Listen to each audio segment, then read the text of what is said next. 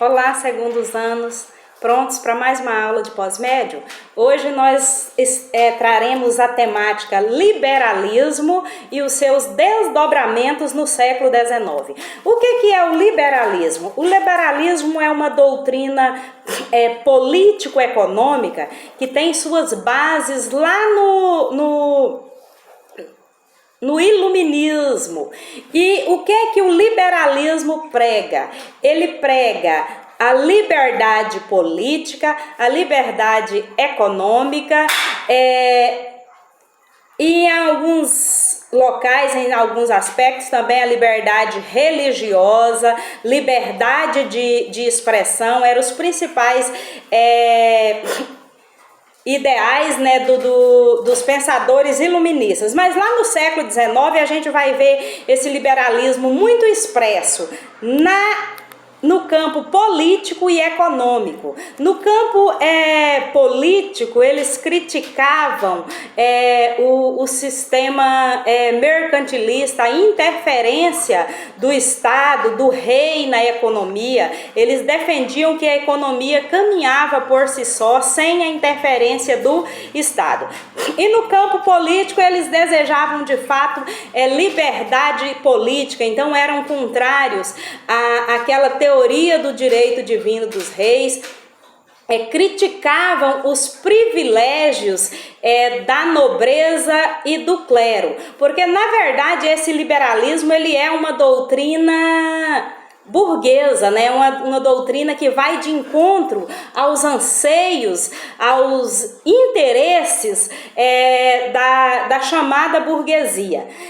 E o que acontece? Um dos desdobramentos desse liberalismo, um dos frutos desse liberalismo é a chamada Revolução de 1830. Essa Revolução de 1830, aliás, as revoluções do século XIX, o berço de todas elas é a França. Então essa Revolução de 1830, ela nasce na França, da insatisfação da burguesia com a restauração monárquica, com a volta dos Bourbons ao poder, com a restauração do trono com Luís XVIII, irmão de Luís XVI, o rei que foi guilhotinado na Revolução Francesa. Durante a Revolução Francesa. Aí o que acontece? Luís XVIII, ele traz... ele retoma, na condição de nobre que era, ele retoma os privilégios da burguesia. E ele vai ser sucedido por Carlos X, que é seu irmão. E o que acontece? Carlos X é o cara que ele vai implantar a censura na França, ele vai dissolver a Câmara francesa e ele cria leis favoráveis à nobreza em detrimento da burguesia liberal. Aí você vai ver, a gente vai ter uma reação burguesa à política de Carlos X, e Carlos X termina deposto, e eles vão colocar no poder, vão ascender ao trono o nobre chamado Luís Felipe de Orleans, que ficou conhecido como o rei burguês, porque ele vai voltar atrás nas decisões dos seus antecessores de privilegiar a burguesia, a nobreza, desculpem, e vai privilegiar a burguesia. Ok, essa Revolução de 1830, ela se estende para além da França? Sim. Bélgica, Grécia, a gente vai ver aí nesse momento a Bélgica se libertando da Holanda, a Grécia se liberta do Império Turco Otomano, a gente vê as manifestações, a revolta da Polônia contra o Império Russo. Então esses são alguns frutos da Revolução de 1830. Mas pouco pouco tempo depois, a Europa vai ser novamente sacudida por uma outra revolução, a Revolução de 1848, que ficou conhecida como a Primavera dos Povos. A Revolução de 1848, ela tem várias ideologias envolvidas, não é só uma questão do liberalismo, você tem um nacionalismo muito latente, né, muito presente, você tem a presença das ideologias de esquerda, né, das ideologias do povo, principalmente do socialismo.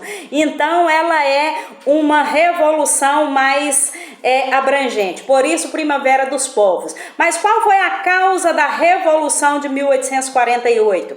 A França passou naquela época, naquele ano, por uma crise, ela entrou numa crise econômica por desabastecimento, falta de alimento por conta das más colheitas do período. Então houve falta de alimento, carestia, desemprego e miséria, casos de, como se diz, de fome, de as pessoas da população pobre, camponeses e operários, faltar o que comer. Então, o que acontece? As pessoas se revoltam e nesse momento se unem todos contra o rei, contra Luís Felipe de Orleans. Então vem a pequena burguesia, camponeses, proletários, a alta burguesia e derrubam o rei.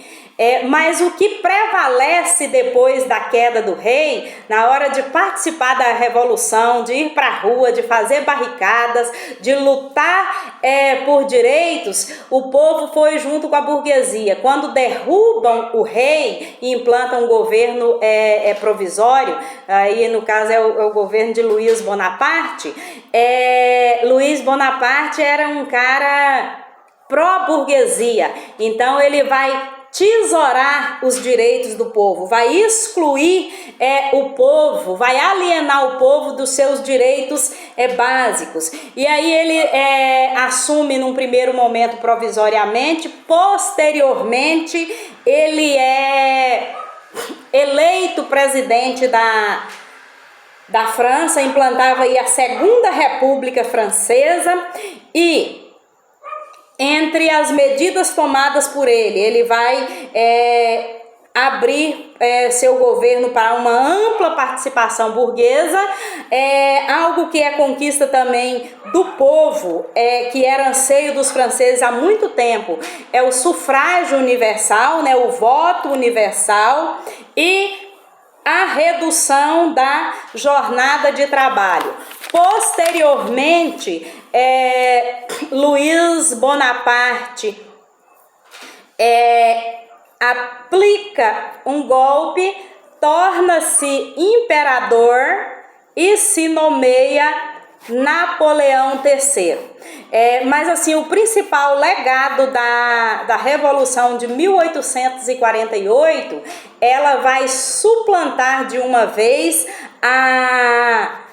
a família Bourbon do poder, que estava, a chamada dinastia capetinga, que estava no poder na França, como se diz, há séculos. Então, nesse momento vai ser suplantado os privilégios de nascimento, o absolutismo vai ser suplantado na França naquele momento.